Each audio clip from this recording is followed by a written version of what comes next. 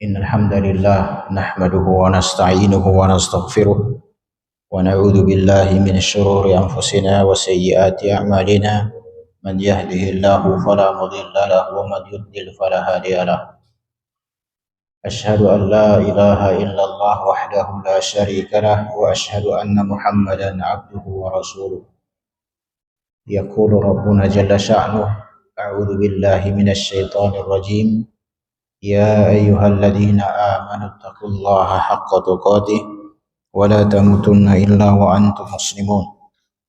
أما بعد فإن أصدق الحديث كتاب الله وخير الهدي هدي محمد صلى الله عليه وعلى آله وسلم وشر الأمور محدثاتها وكل محدثة بدعة وكل بدعة ضلالة وكل ضلالة في النار.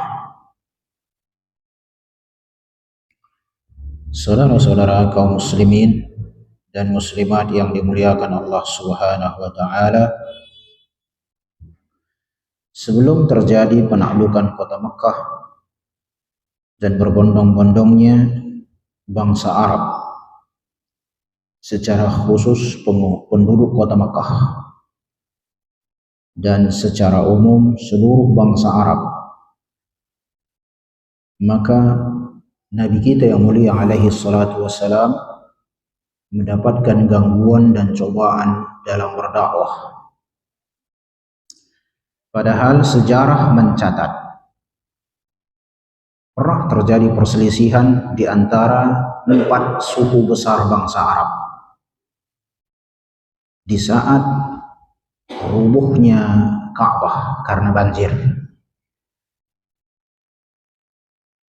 Jadi banjir di Mekah itu bukan perkara baru, dari dulu di era Rasulullah pernah banjir juga, runtuh Ka'bah. Maka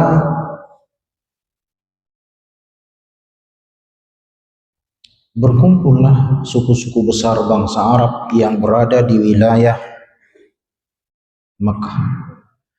Mereka bersepakat membangun kembali Ka'bah. Tentu proyek kan begitu ya, butuh dana. Maka semua orang yang hadir mengatakan bahwa biaya untuk membangun Ka'bah harus murni. Dalam artian murni adalah tidak ada di dalamnya harta yang tidak bagus. Karena salah satu masail jahiliyah, permasalahan era jahiliyah, semua boleh. Tahu mereka itu ini nggak bagus, tapi boleh. Riba nggak bagus, tapi boleh.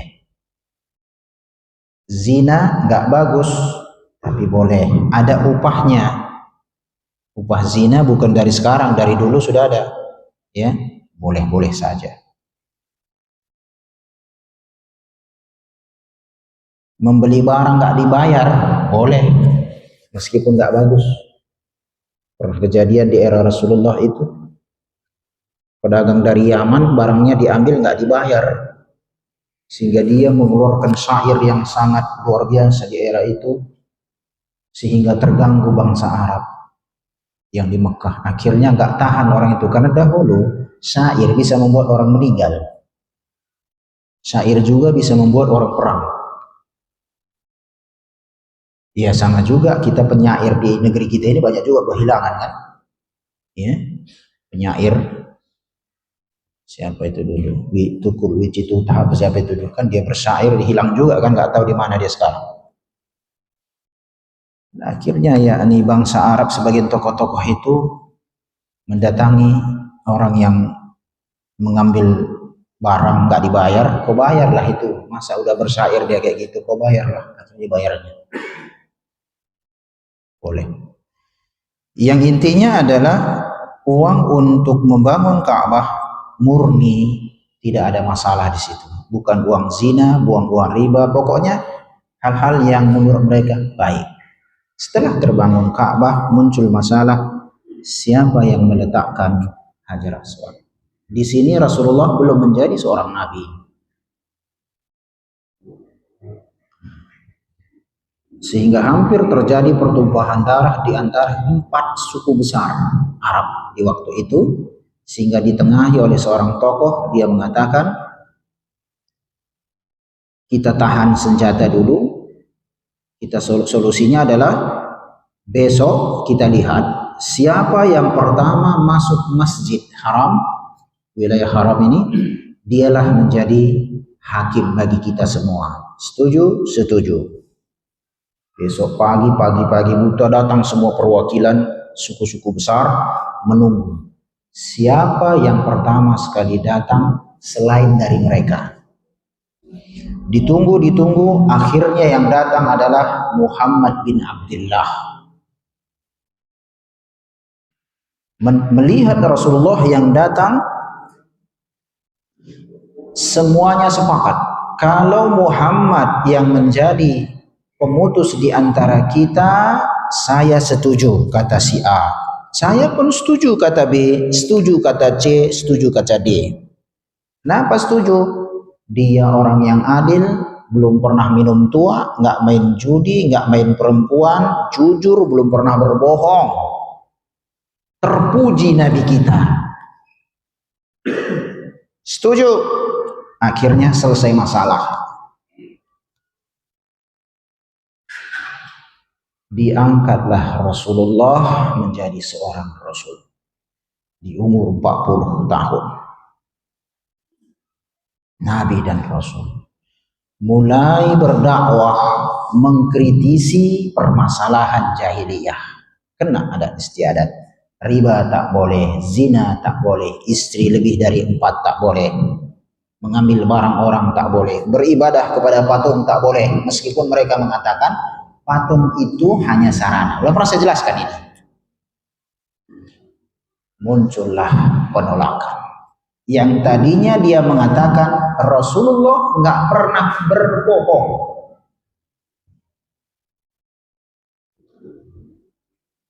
Ya, kenapa tiba-tiba berubah 180 derajat? Yang tadinya mereka sepakat mengangkat Rasulullah sebagai hakim di antara mereka. Lalu di kemudian hari Rasulullah itu ditolak, diusir, disakiti, terusir ke Madinah. Jawabannya antum sudah tahu, bahwa tidak ada orang yang mau disalahkan atau kritisi. Dalam urusan dunia sebetulnya nggak perlu kita kritisi orang, terserah dia. Orang urusan dunia doang kok. Mau dia gimana kan, yang mobilnya itu segala macam, terserah dia itu. Mau buat kayak mana dia rumahnya, modelnya, terserah dia itu. Asal masih dia koridor nggak mengganggu orang. Mau dia musik terus menerus tapi di kamarnya, ya terserah dia. Tapi saya buat jalan orang pun mau tidur kan gitu. Boleh, terserah. Namun ikhwani, tadi yang saya katakan itu sebetulnya adalah kepemilikan sementara. Saya punya HP sementara ini. Mungkin suatu saat nggak terpakai lagi atau jatuh atau gimana, berarti nggak ada lagi, hilang, selesai. Kepemilikan sementara. Milik dia, tapi kan milik sementara. Udah? Itu nggak perlu kita campuri. Kalau keluarga kita, ya mungkin perlu nasihat atau ada masalah kan gitu, mungkin hal-hal yang negatif ya tentu kita nasihati. Kenapa Rasulullah itu akhirnya dimusuhi dan mencampuri adat istiadat jahiliyah? Karena, nah ini harus dipahami. Saya berharap sebetulnya seluruh kaum muslimin mengerti ini. Karena kita makhluk. Terus kalau kita makhluk, kenapa rupanya? Mari kita berpikir bersama, untuk apa diciptakan ini? Oh Ustadz, supaya bisa komunikasi jarak jauh. Oke, selesai. Berarti ini diciptakan oleh pakarnya bukan untuk hal yang sia-sia. Untuk apa untuk apa? Mau habis-habis duit aja nih. Kan nggak ada orang kayak gitu. Kalau benda yang akan habis masanya yang tak bermanfaat ini, dalam artian manfaatnya kan sedikit, nggak banyak ini, ya, nggak bisa kita suruh dia cari nafkah, nggak bisa ini, ya. Kita juga yang menggerak-gerakkannya, bagian jual beli online. Ada manfaatnya, benda mati dalam dunia teknologi, ya, benda tak hidup, maka tentu ada di sana hikmah, alasan kenapa Allah menciptakan makhluk yang namanya manusia plus. Makhluk kan banyak, kucing pun di jalan sana itu makhluk juga itu. Terus Allah berikan kepada manusia sesuatu yang tidak dimiliki oleh seluruh makhluk yang lain. Namanya akal. Akal itu letaknya sini. Kalau di sini otak. Makanya ada orang membaca hadis tentang sunnah, dia nggak mampu mengamalkan sunnah. Ada orang membaca ayat-ayat tentang kesyirikan, dia melakukan kesyirikan. Kenapa? Bacanya di sini termasuk kemari.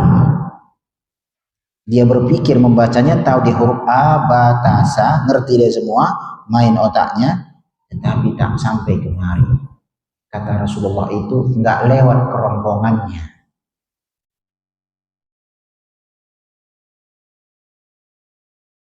Ya, untuk apa kita diciptakan? Ya tentu kita harus cari jawabannya dari Sang Pencipta. Dalam surat Az-Zariyat ayat 56, "Wa ma khalaqtul jinna wal insa illa liya'budun." Aku tidak ciptakan jin dan manusia. Menarik di sini. Kenapa hanya disebutkan dua? Saya lanjutkan dulu ya. Aku tidak menciptakan jin dan manusia kecuali untuk beribadah kepadaku.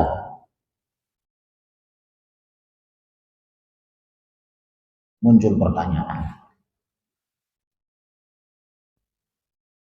Kenapa hanya disebutkan jin dan manusia? Malaikat kenapa nggak disebutkan? Malaikat tidak disebutkan oleh Allah di dalam ayat ini karena malaikat nggak akan bermaksiat sama Allah. Dua makhluk ini, jin dan manusia, akan dimintai pertanggungjawaban di akhirat. Kucing nggak akan masuk surga dan masuk neraka. Di akhirat, kucing yang terzolimi oleh kucing yang lain juga akan dikisas. Setelah setiap hewan mendapatkan bagiannya masing-masing, telah mendapatkan hak-haknya, Allah jadikan mereka apa? Tanah. Selesai. Melihat hal ini orang kafir ngomong, ya laitani kuntu turaba. Seandainya aku dahulu tanah saja. Nggak usahlah masuk surga, tapi aku nggak usah diazab pula kan? Nggak kuat orang di akhirat. Jin dan manusia dimintai pertanggungjawaban. Disebutkan dua makhluk ini di dalam ini karena mereka yang berpotensi menyelisihi yang terakhir. Karena kucing nggak disuruh sholat, kambing nggak disuruh sholat, bahkan dia adalah sarana kita beribadah. Kurban. Ujung dari ayat itu yang banyak diselisihi oleh manusia dan jin. Ya, maka disebutkan itu karena ujungnya diselisihi. Baik.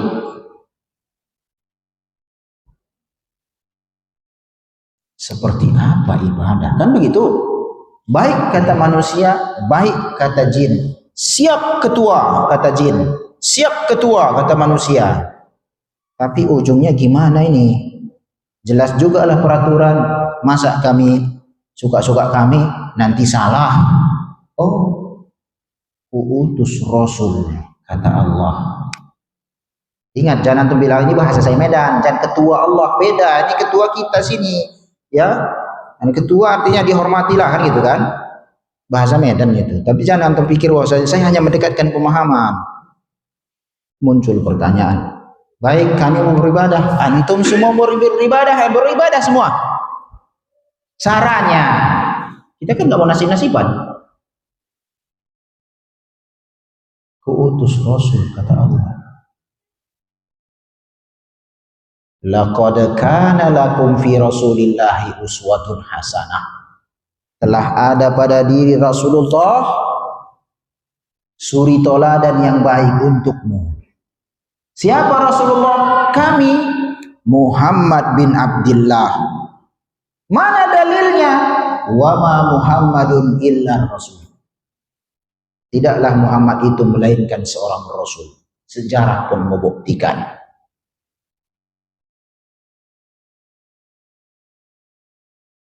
Ya?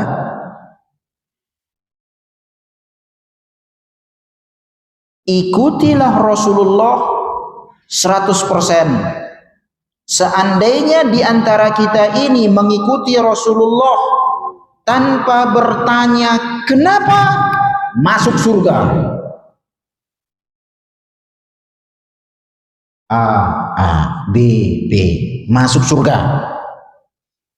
Kenapa? Karena yang sedang kita ikuti utusan sang pemilik surga.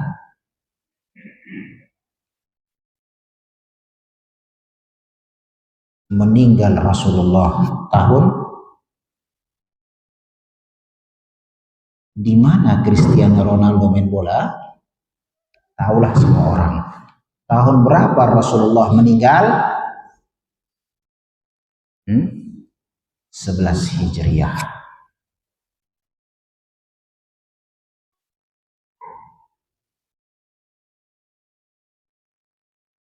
Hanya saat berarti pada tahun 11 Hijriah utusan Allah sudah meninggal. Tetapi ajaran yang diinginkan oleh Allah tetap ada. Diwariskan oleh generasi selanjutnya yang namanya sahabat. Hidup bersama Rasulullah, berperang bersama Rasulullah, ikut hijrah bersama Rasulullah, tewas dalam membela Islam, kelaparan, kehausan, tak ada harta, berjuang, gak mendapatkan kemewahan dunia, tapi mereka bahagia dengan keberadaan Rasulullah. Di Fathul Makkah, Rasulullah kasih itu Abu Sufyan, kasih semua, nah untukmu ini untukmu kan? Karena terjadi peperangan itu banyak ganimah, termasuk di perang Hunain. Setelah penaklukan kota Makkah kan perang Hunain. Itu nggak main-main itu ganimah yang didapatkan. Dibagi-bagi Rasulullah, semua. Datang Ansor. Kami kok nggak dapat? Karena Ansor nggak dikasih. Datang utusan Ansor. Ya Rasulullah kok begini. Apa kata Rasulullah? Tidakkah rela aku berikan dunia kepada mereka, sedangkan aku pulang bersama kalian? Di mana Ansor tinggal, di situ aku tinggal. Di mana Ansor meninggal, di situlah aku meninggal. Maka Rasulullah meninggal di Madinah. Maka semua menangis orang Ansor tadi. Akhirnya Rasulullah bersama kami. Udahlah untuk kalian aja, onta itu semua untuk anda. Sama kami Rasulullah kami bawa pulang ke Madinah. Itu kecintaan orang-orang Ansor. Muhajirin, sahabat. Karena sebagian kan sahabat tinggal di Madinah di kemudian hari. Karena yang datang serangan dari Madinah itu ke kota Mekah, ya mereka balik lagi ke Madinah. 10.000 orang yang masuk Islam di Mekah, ya udah se-Mekah tinggal. Mereka lah di kemudian hari ikhwan melanjutkan dakwah ini 100% seperti yang diinginkan Rasulullah.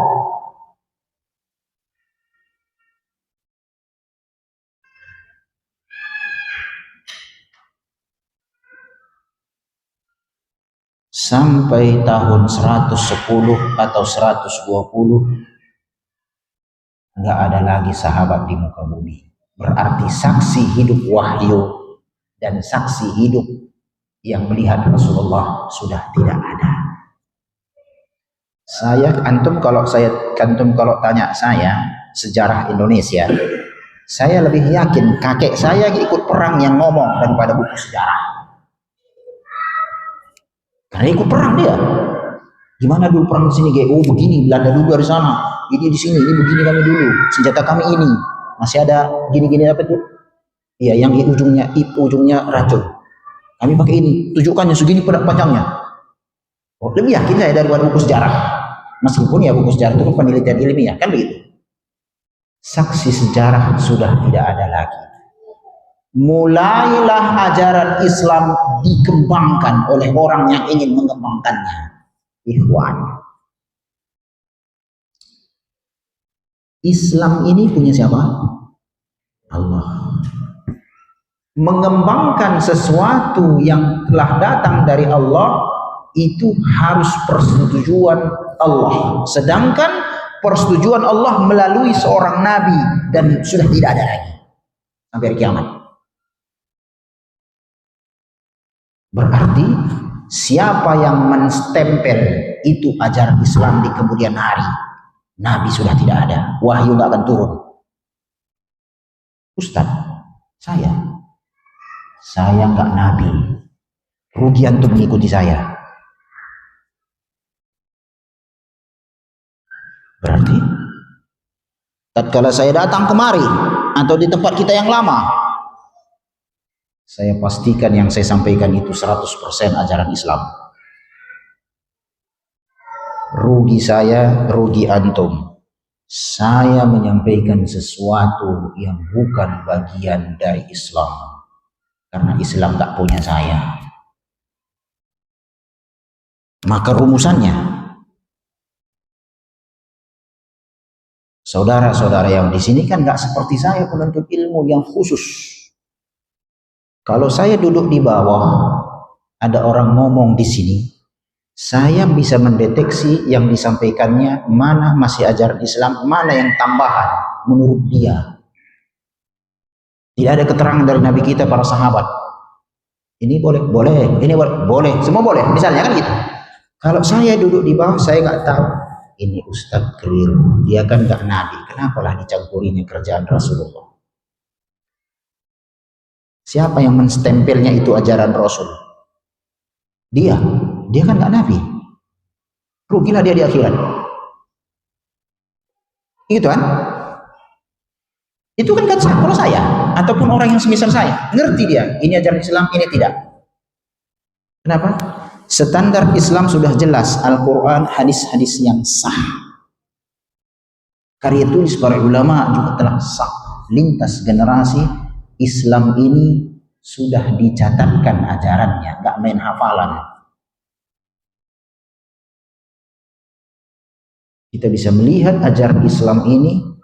Kalau antum ingin melihat kemurnian sesuatu, lihat karya tulis yang dicatatkan, yang menjelaskan ajaran Islam dekat dengan zaman kenabian. Jangan antum lihat ajaran Islam dari karya tulis yang ditulis tahun 2025. Space antara zaman kita ini dengan zaman Rasul 15 abad. Potensi sisipan besar di situ. Masuk pemahaman dia, tambahinnya segala macam yang nggak ada kaitannya dengan Islam.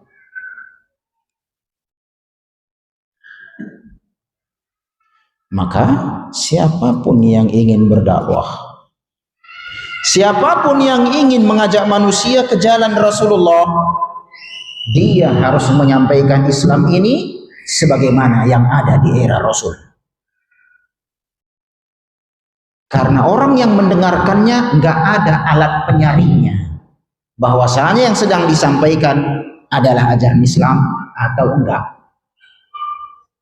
Di negeri kita saya katakan, kalau tidak di negeri yang kuat ilmu, sebagai contoh Saudi, itu kajian di mana-mana, Islam semua ada, semua orang tahu, karya tulis semua orang tahu.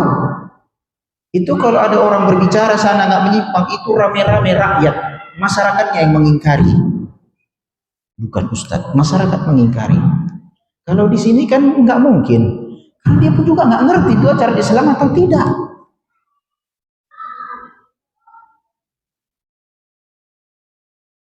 Sudah? Oke. Kenapa saya buat pendahuluan seperti ini? Agar antum harus paham. Dakwah ini bukan masalah karpet merah. Sebetulnya pula karpet merah kan begitu. Apa masalahnya karpet merah? Silahkan Ustadz disambut. Tapi adanya itu Ustadz? Ada. Saya kalau mau dunia,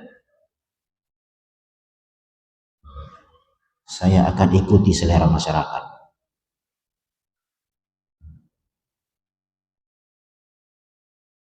Saya petakan di mana, oh nanti di sana begini, saya buat begini, begini. Apa yang dibuat masyarakat, saya okekan saja, boleh. Mantapnya itu, iya ke surganya nanti itu. Ini boleh Ustaz? Iya bisa.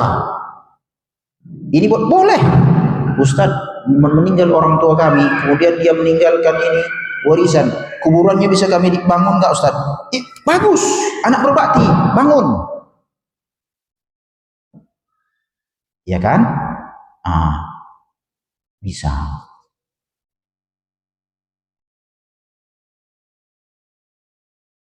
Saya pembimbing travel misal, dan memang pembimbing travel kan gitu. Tapi di jamaah itu pemilik travel mengatakan, Ustadz begini-begini, kalian cari saja pembimbing travel yang lain kalau kayak gitu. Kayak gitu masa beribadah. Tapi kalau saya ingin kebetulan nih, wani piro, kan gitu. Ya, gampang, tenang, gampang. Pokoknya jelas selain nomor rekening saya, gampang. Pokoknya apa dibuat jamaah nanti, boleh. Gak ada masalah itu. Nah itu. Nah sisi aja tuh, bisa. Biar puas jamaah, nanti biar banyak tahun depan masih makin banyak, atau tiap tahun tiap bulan bisa berangkat banyak. Senang, masyarakat senang, boleh. Bisa. Entah berbagai macam versi keinginan masyarakat. Ini ibadah. Makanya antum tahu kan masalah di era di tempat kita dulu kita dengar Pancasila, sa'i itu aja pakai Pancasila dia. Boleh. Yang penting bahagia. Pancasila kata di belakang. Pusing orang Saudi itu, Pancasila pula sampai ke Indonesia ini, ke Saudi sana. Masjid Gumamah yang dekat Masjid Nabawi itu, zikir jama'i, joget-joget orang sufi Indonesia gabung di sana. Ya tentu pembimbing travelnya lah itu kan gitu. Kan pusing juga Satpol PP orang Saudi itu. Ini gimana ini kan gitu. Ibadah itu sifatnya global, antum harus paham. Nggak bisa ada di Indonesia doang, karena Nabi pun tak ada di Indonesia. Nggak ada Muhammad Tarigan, Nabi orang Karo, nggak ada. Nabi semua orang Arab, itu ada analisisnya, dan bukan ini pembahasan kita. Ya, nah, ikhwan, karena kita akan membahas hadis di ini Bulughul Maram ya, syarah Bulughul Maram. Ini Bulughul Maram. Min adillatil ahkam, ya, ditulis oleh ulama besar dari mazhab Syafi'i, namanya Al-Imam Ibnu Hajar Al-Asqalani.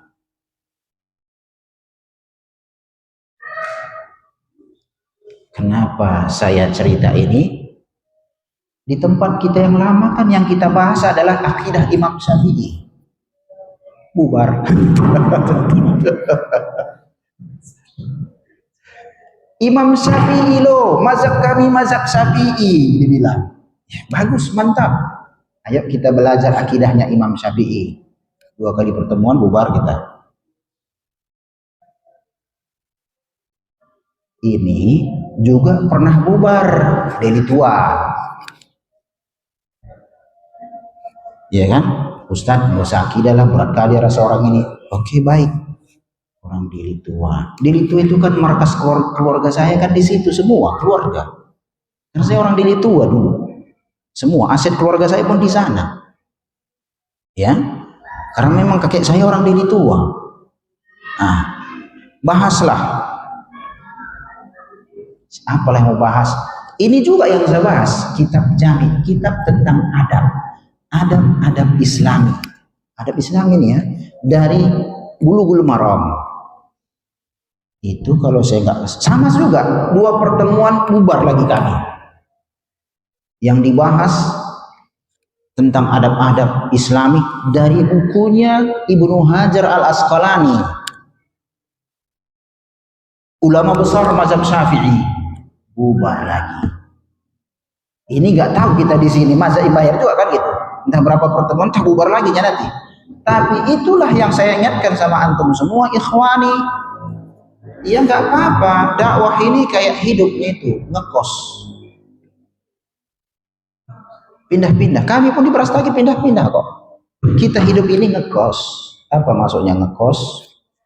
Dahulu orang tua kita nggak punya rumah, akhirnya punya rumah, punya banyak anak, warisan rumah.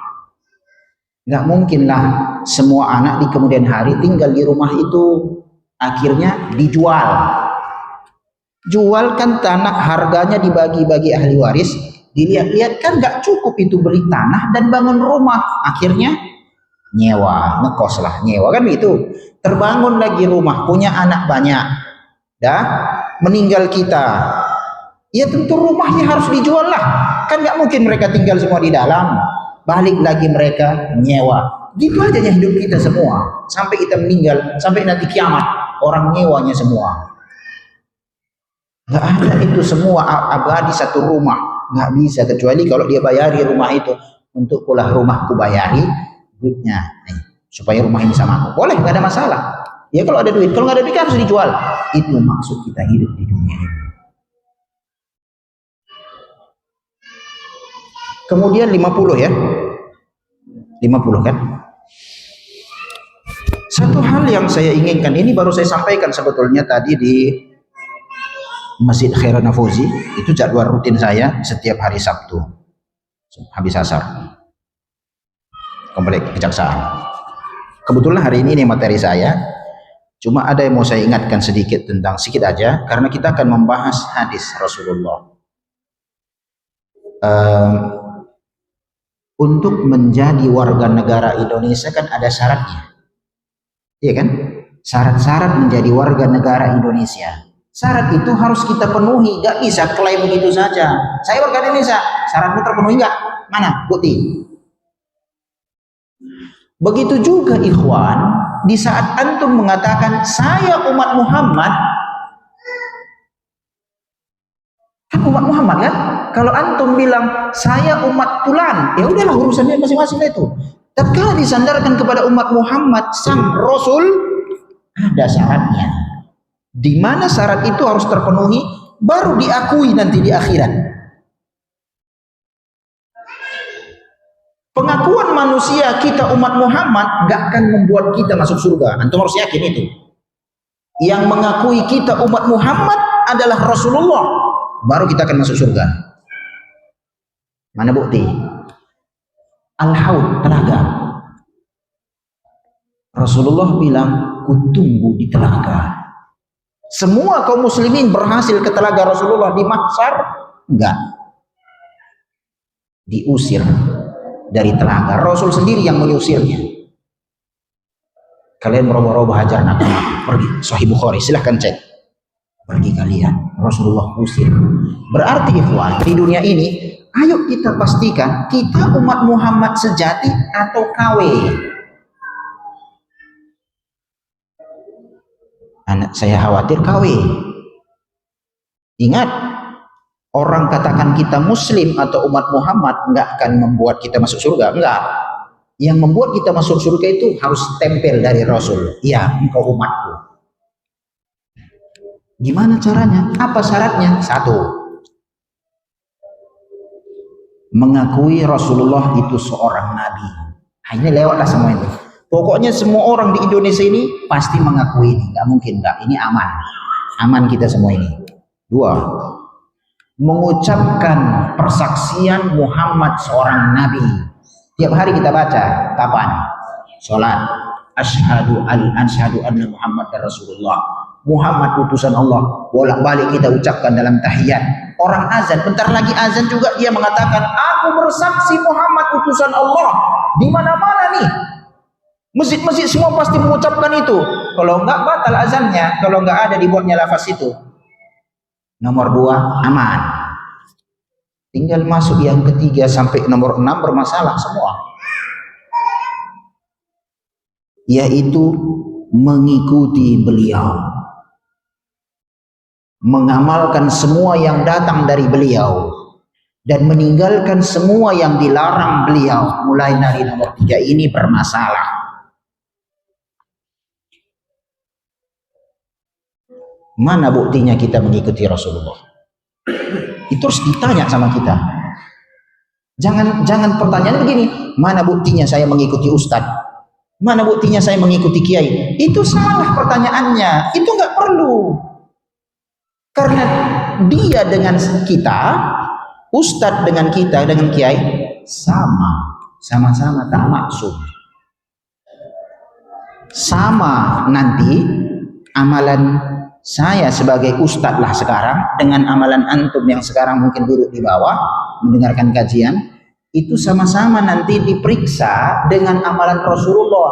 Saya Ahmad Pinta, anta Ahmad Pinta, catatan amal. Dulu berdakwah, kami periksalah amalanmu. Sama dengan amalan Rasulullah apa enggak? Diperiksa. Jika sama beruntunglah saya, jika enggak. Si fulan, engkau dulu jamaah ngaji, kami periksalah dulu catatanmu. Sama enggak dengan amalan Rasulullah?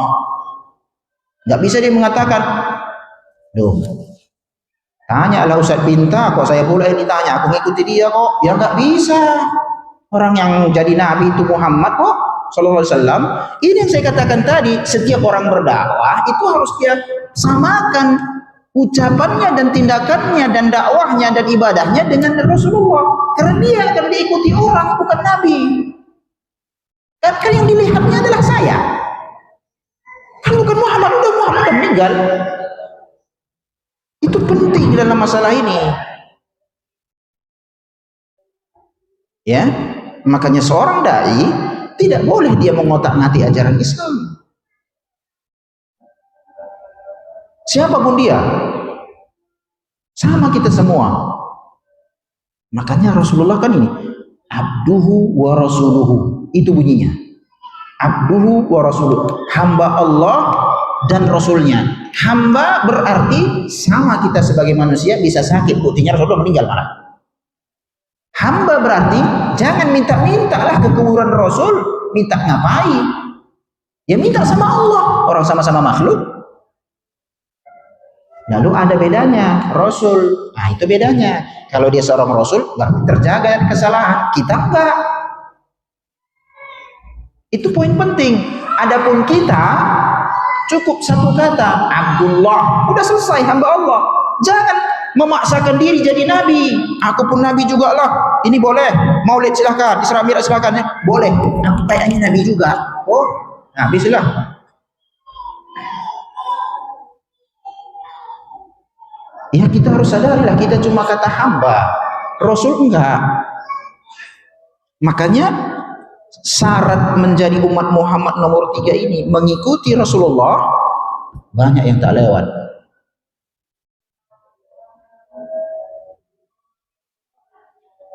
Yang berikutnya, membenarkan yang datang dari Rasul. Ya buktinya kajian akidah kita bubar. Itu kan akidah Rasulullah yang sedang kita jelaskan. Seingat saya kita bahas terakhir adalah masalah filsafat. Rasulullah nggak pernah mengajarkan filsafat. Justru adanya filsafat rusak akidah. Masa main logika? Banyak perkara agama ini nggak main logika kita di situ, nggak masuk akal kita malah. Kalau kita bicara urusan akhirat, urusan dunia, urusan kuburan, nggak main itu akal kita.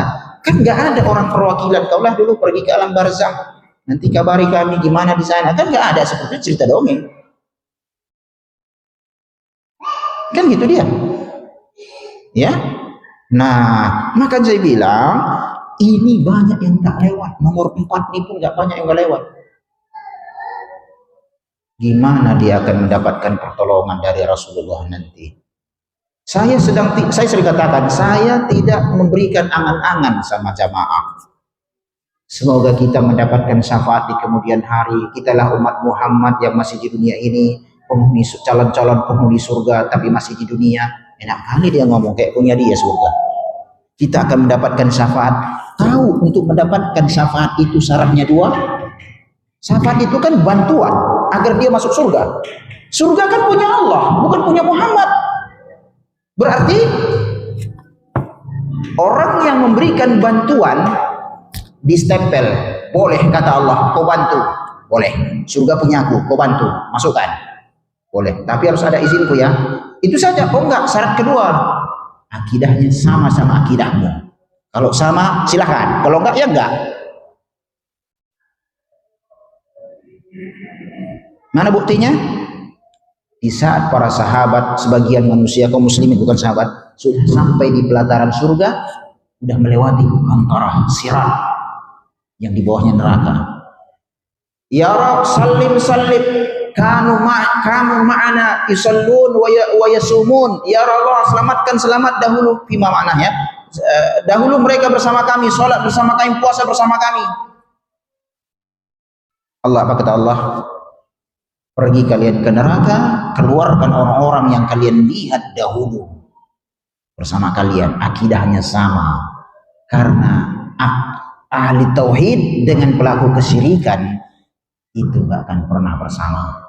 Karena seseorang akan Allah kumpulkan dengan yang semodelnya, baik di dunia maupun di akhirat. Antum boleh cek. Melihat seseorang, kita lihat temannya siapa. Itu di dunia ya. Peminum tua akan bersama peminum tua. Nggak ada dia habis minum tua dia ke masjid. Oh udah azan, berhentilah kita dulu ya, sholat kita dulu katanya. Nggak ada peminum tua ngomong kayak gitu, dan nggak akan mau dia ke masjid. Begitu juga di akhirat, Allah akan kumpulkan seseorang dengan yang semodelnya. Ahli tauhid dengan ahli tauhid. Jika ahli tauhid itu masuk neraka, maka ahli tauhid yang sudah selamat mengeluarkannya. Ini dakwah. Untuk ini berdakwah. Manusia itu harus ditunjukkan jalan. Ini ajaran Islam, bukan membolehkan semuanya. Terserah, boleh, ya bagus. Lawak-lawak sikit, oke, mantap. Nah gitu kan. Bikin proyek dari surga dan neraka, nanti coba tengah. Cerita apa itu?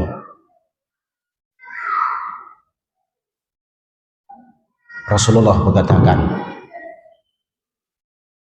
kalau kalian mengetahui apa yang aku tahu, kalian akan banyak menangis dan sedikit tertawa. Itu yang ngomong orang yang pertama masuk surga dari seluruh manusia yang ada di muka bumi ini, mulai dari Nabi Adam sampai dengan kiamat. Muhammad bin Abdullah itu adalah orang pertama masuk surga yang mengatakan, jika kalian mengetahui apa yang aku tahu, kalian pasti akan banyak menangis sedikit tertawa. Itu sekedar renungan kepada kita semua sebelum kita nanti bahas ini.